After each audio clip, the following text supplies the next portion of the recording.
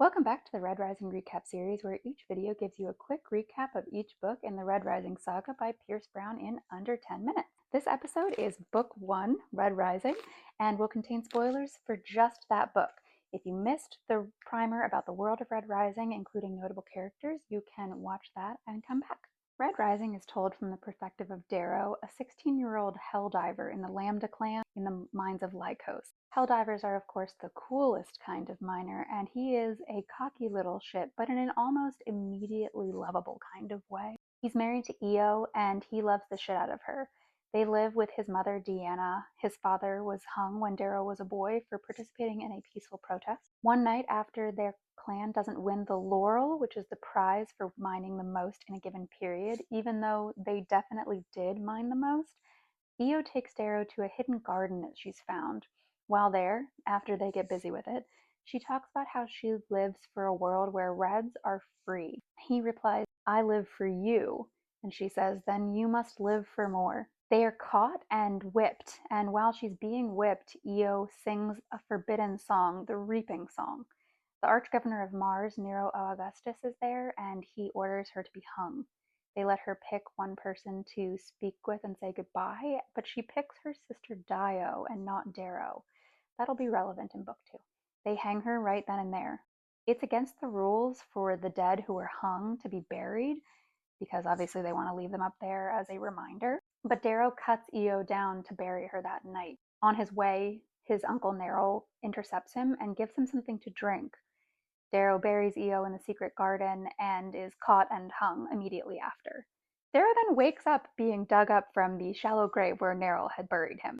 He's brought by two strangers and introduced to Dancer, who he immediately clocks as Sons of Ares, an organization that he's been told are terrorists, but who we learn are leading a rebellion against the society. Dancer shows Darrow that the Reds have been enslaved and lied to for generations, and asks him to join the Sons to take down society from within. Darrow is carved by Mickey, a violet, to be as big and strong and sexy as a gold. He's pumped full of information while sleeping, literally downloading it into his brain.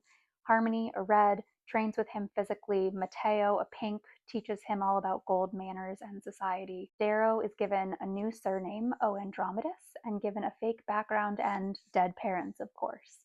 All of this is to prepare for the entrance exam for the Institute, the school for golds who want to become peerless scarred. At the test, we first meet Cassius O. Bologna and glimpse Antonia O. Severus Julia. Darrow takes the test and does brilliantly, of course. We find out later that he only missed one question because officials from the test come to question him and make sure that he's legit. On the ride to the Institute, we meet Julian and Severo. Julian is kind and Severo is sneering. Darrow is drafted to House Mars by Lorno Arcos. He's drafted first by Mars and 10th overall out of 1,000 students. Some of his housemates are Cassius and Julian, who it turns out are twins, Roque O. Fabii, Titus O. Ladros, and the bitch Antonia that we met earlier. Severo is also there being rude and hilarious. That night is the passage, where all the students are paired, the strongest against the weakest, to fight to the death to continue.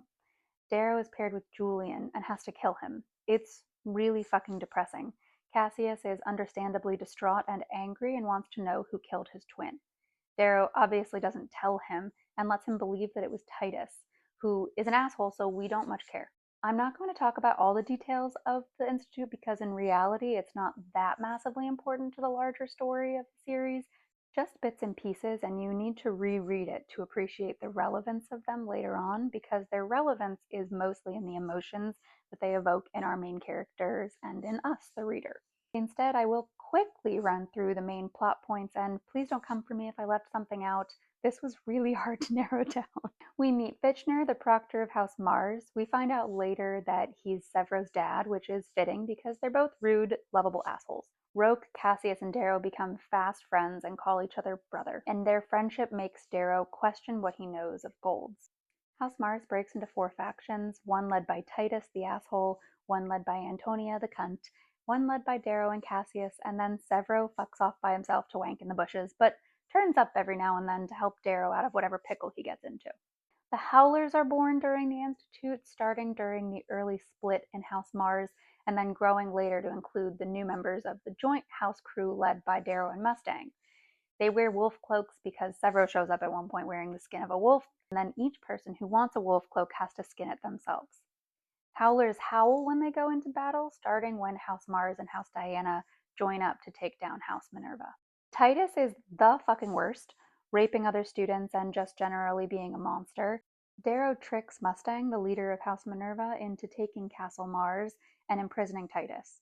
When Titus is locked up, Darrow speaks with him and discovers that he's also a red that's been carved by the Sons of Ares, but he's too fucked up and focused on punishing any gold he can get his hands on to protect the mission, and Darrow realizes he has to die. He lets Cassius, who thinks Titus killed Julian, execute Titus.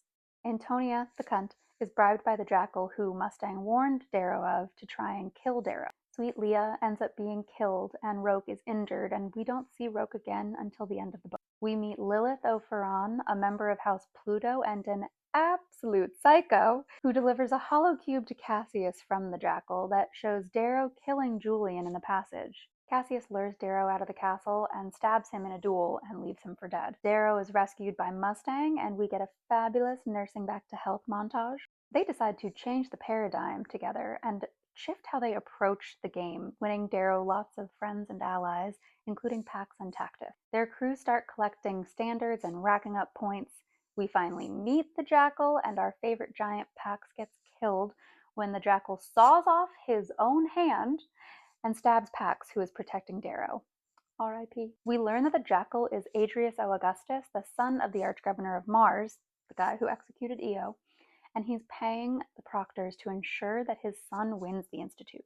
Darrow and co. decide to take on the proctors and win, and it is awesome. We discover that Mustang is Virginia O. Augustus, the jackal's twin sister. There's a lot of twins in this book, I've realized, but she sides with Darrow and delivers the jackal naked and hogtied to Darrow. While she's off doing that, Darrow and co. return to Castle Mars and defeat the remaining houses standing, making Darrow Archprimus of the Institute. Cassius declares a blood feud on Darrow, and it's very dramatic. The book ends with Darrow accepting a position as Lancer with Nero Augustus, Mustang's dad and the guy who killed Io, knowing that it'll give him the best chance of taking down the society from within. Don't forget to follow me on Instagram and TikTok at Sharkbase Bookshelf, and subscribe to High Key Obsessed Podcast on YouTube to follow along with the series. See you next time for Golden Sun.